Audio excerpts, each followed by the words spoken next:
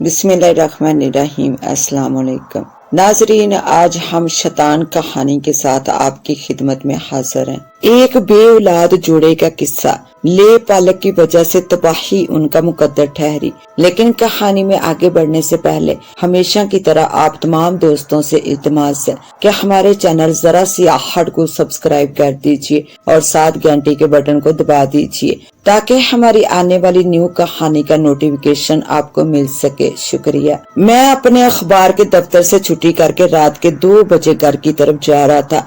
मौसम बड़ा सुहाना था। आसमान पर चांद चमक रहा था और सारे माहौल पर चांदनी बिखर कर हर शय को रोशन कर रही थी। हवा के खुशगवार झोंके मेरे दिल में गुदगदी पैदा कर रहे थे। आसपास क्या दूर दूर तक कोई जी रू नहीं था। ऐसे में मुझे अपनी बीवी सवित्री शिद्दत से याद आने लगी थी। मैं अभी दोपहर ही में उससे रुखसत होकर दफ्तर आया था, लेकिन मैं इससे इतनी शिद्दत से मोहब्बत करता था कि इसके बगैर एक पल गुजारना मुश्किल था। वो भी मुझसे बहुत मोहब्बत करती थी। हमारी शादी को 2 साल हो चुके थे। हम दोनों अभी औलाद से महरूम थे। इसके बावजूद हम भगवान से मायूस नहीं थे। सवित्री रोजाना मंदिर जाती और भगवान से प्रार्थना करती कि वो इसे एक चांद सा बेटा दे। मैं मंदिर तो नहीं जाता था, लेकिन जब सवित्री मंदिर की तरफ जाने लगती तो मैं इसे कह देता कि वो भगवान से मेरी तरफ से भी दरख्वास्त कर दे, जिस पर वो कहती कि मैं खुद वहाँ क्यों नहीं जाता। तो मैं अपनी सुस्ती और काहली को छुपाने के लिए कोई न कोई बहाना बना देता। इससे रुखसत होते हुए कहकर आया था कि शायद दफ्तर में देर हो जाए, क्योंकि आज मेरे दफ्तर के साथी राज ने छुट्टी करनी थी और मेरी तवक्को के मुताबिक देर हो गई थी।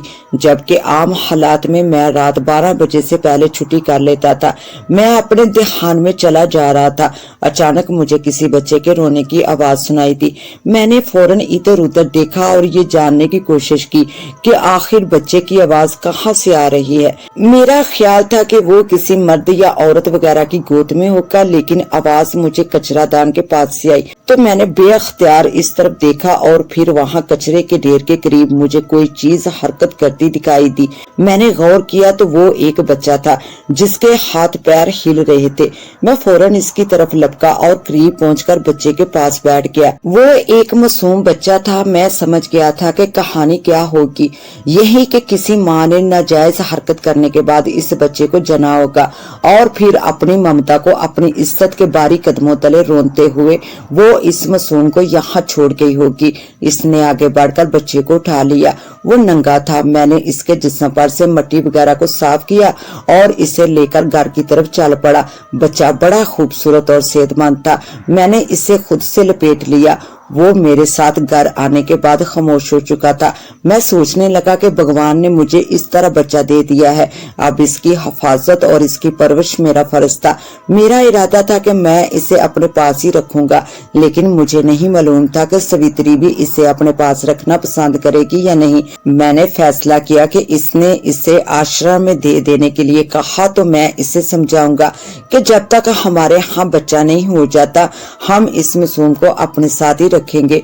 और मुझे यकीन था कि सवित्री ये बात मान लेती, और अगर वो ये बात मानती तो फिर इस बच्चे का मुस्तकबिल हमारे घर रहना दुश्वार ना होता, क्योंकि जब तक हमारा बच्चा आता सवित्री को इस मिलने वाले बच्चे से इतनी मोहब्बत हो जाती कि वो इसे आश्रम में रहने के बारे में सोच भी नहीं सकती थी। मैंने बच्चे की तरफ देखा। वो अपना अंगूठा चूस रहा था, जिससे मुझे अंदाजा हुआ कि वो भूखा है। मैंने अपने चलने की रफ्तार तेज कर दी। मैंने दरवाजे पर दस्तक दी ही थी कि दरवाजा खुल गया। सवित्री मेरे इंतजार में दरवाजे के करीब ही खड़ी थी।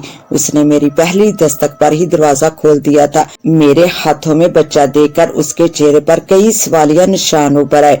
इससे पहले कि इसकी जुबान कुछ कहती मैंने कहा, ये बच्चा मुझे कचरा दान पर से मिला है। किसी जालिम और कुंवारी माँ ने इसे वहाँ फेंका होगा। सवित्री एक जानब हट गई। मैं घर में दाखिल हो गया। फिर हम ड्राइंग रूम में आ गए। बहुत प्यारा बच्चा है, सवित्री ने बच्चे को देखते हुए कहा। हाँ, लेकिन भूखा है। मैंने कहा हाँ लगता तो है, सवित्री बोली। پھر کھڑے ہوتے ہوئے بولی میں اس کے لیے دودھ لے کر آتی ہوں۔ میں نے بچے کو تولیے میں لپیٹ دیا۔ کچھ دیر بعد سویتری ایک کپ میں کچھ دودھ لے آئی، ساتھ ہی وہ چمچ بھی لائی تھی۔ اس نے چمچ کی مدد سے بچے کو دودھ پلانا شروع کر دیا۔ بچہ مزے سے دودھ پیتا رہا اور سویتری جو دودھ اس کے منہ میں دیتی وہ اسے باہر نکال دیتا۔ بس کرو سویتری، شاید اس کا پیٹ بھر گیا ہے، میں نے کہا تو سویتری نے چمچ کپ میں ڈال دیا۔ پھر بولی اب ہم بچے کا کیا کریں گے؟ میرا خیال ہے کہ میں اسے آشرم میں چھوڑ آتا ہوں، میں نے سویتری کو آزمانے کے لیے کہا۔ آشرم میں وہ سوچنے لگی۔ کیا سوچ رہی ہو؟ میں نے پوچھا۔ کیا ہم اسے اپنے پاس نہ رکھ لیں؟ ہمارے یہاں کوئی بھی بچہ نہیں ہے، سویتری بولی۔ اچھا ٹھیک ہے، مجھے کوئی اعتراض نہیں ہے، میں نے دل ہی دل میں خوش ہوتے ہوئے کہا۔ سویتری نے اسے اپنی گود میں لے کر سینے سے لگا لیا۔ مجھے یوں محسوس ہوا جیسے اس کی ممتا کو کچھ تسکین مل گئی ہے۔ وہ بچہ ہمارے پاس ہی رہنے لگا۔ ہم نے اس کا نام پرکاش رکھا۔ سویتری اور میں اسے پانے کے بعد بہت خوش تھے۔